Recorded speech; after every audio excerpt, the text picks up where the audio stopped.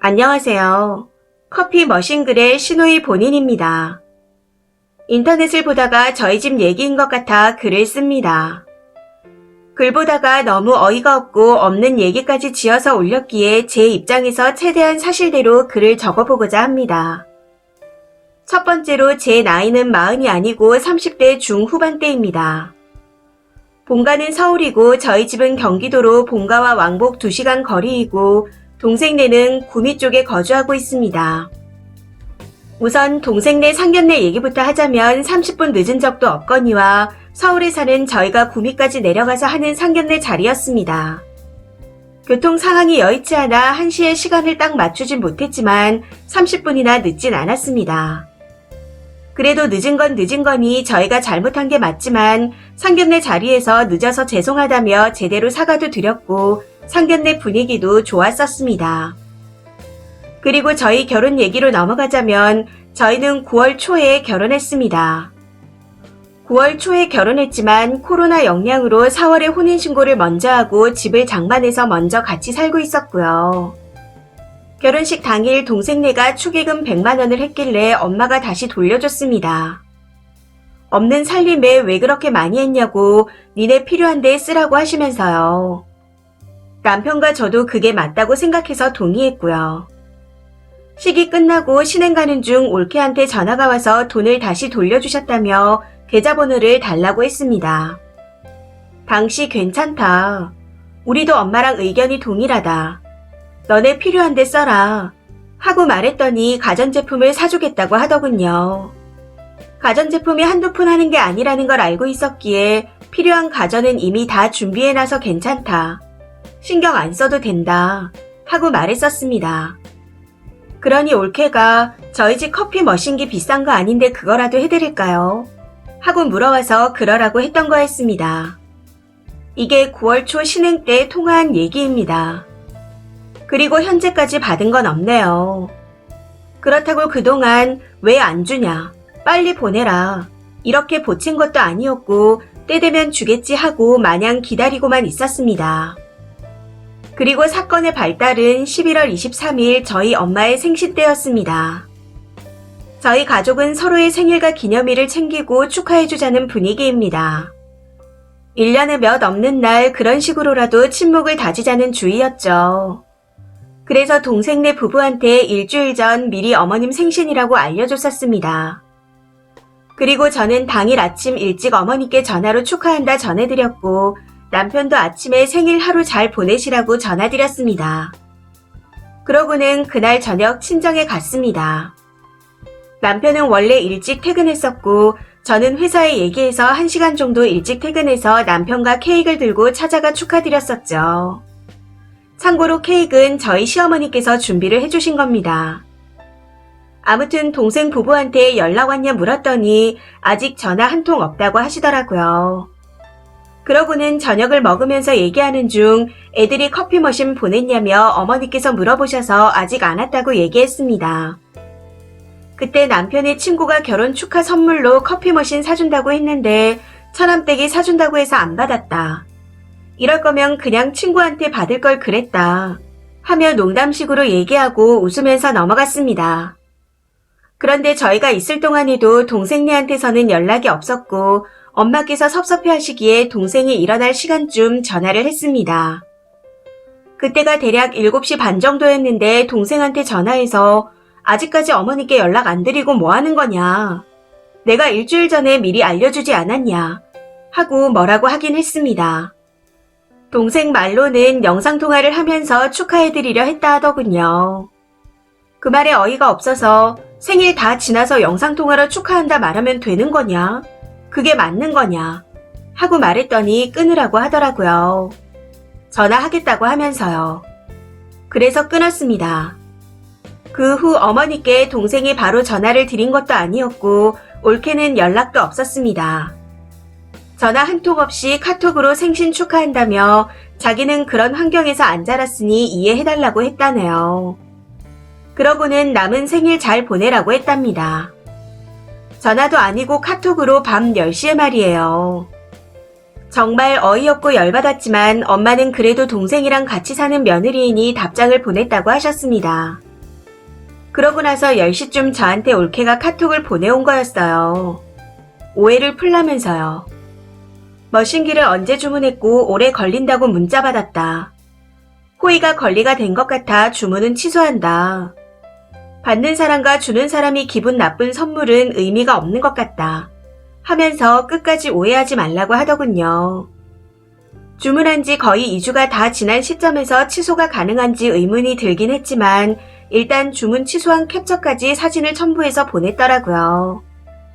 저도 이게 무슨 상황인가 싶어 엄마께 직접 물어보니 동생이 어머니한테 전화했을 때 누나네 아직 커피 머신 게 안 좋다면서 할 마음 없으면 그만둬라 하고 말했다 하시더라고요.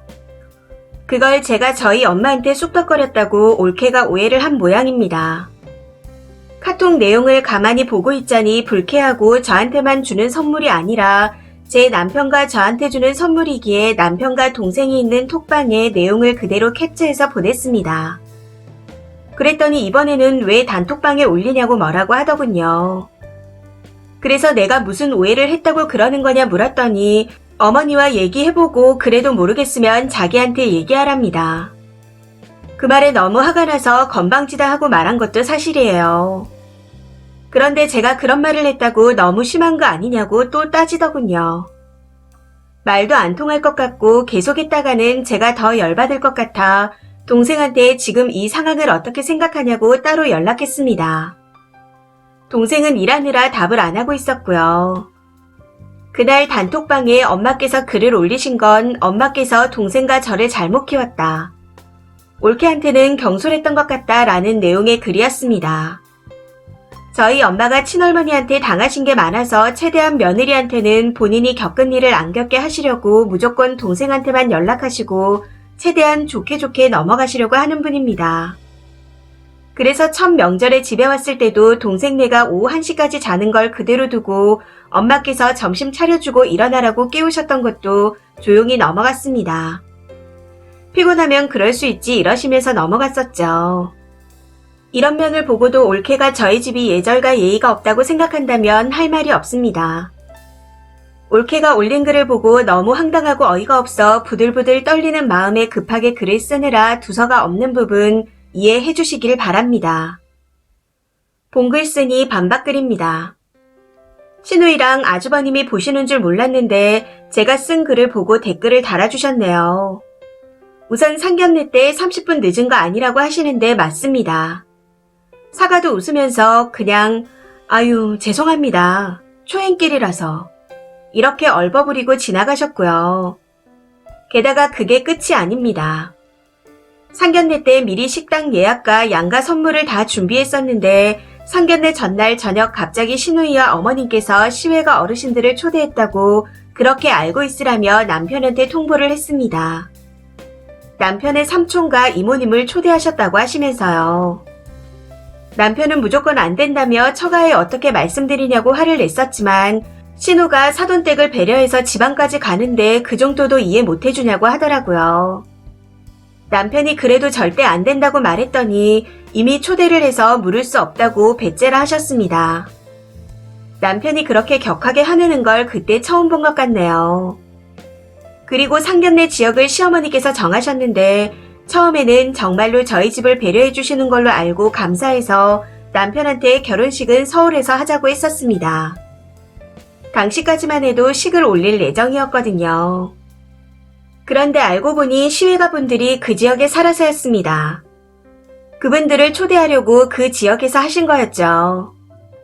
결국 상견례 당일 진짜로 남편의 외삼촌과 이모님께서 오셨습니다.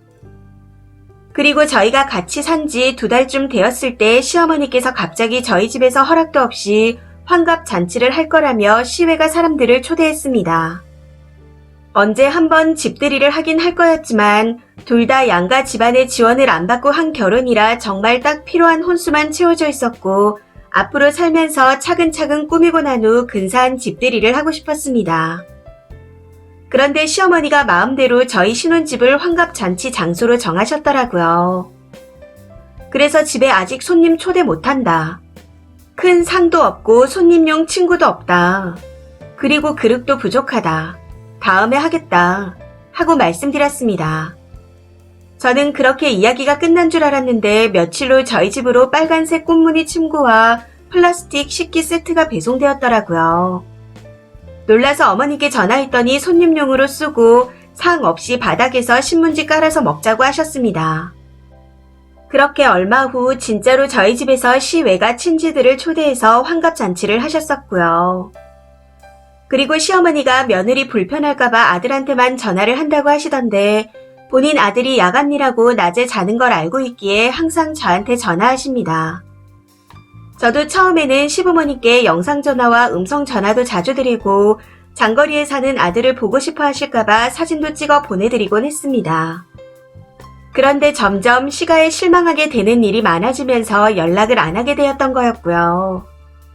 시어머니께서는 시집살이 안 시키겠다며 만날 때마다 말씀하시지만 저는 여태 제가 겪어온 일들이 전부 시집살이였다고 생각합니다. 그리고 막상 어머님은 남편이 어릴 때 본인 시댁과 연을 끊으셨고 아버님이 자기 편이라서 견딜 수 있었다고 말씀하셨습니다.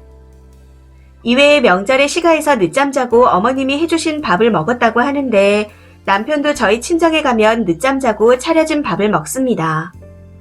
그런데 저는 왜 그러면 안 되는지 모르겠네요.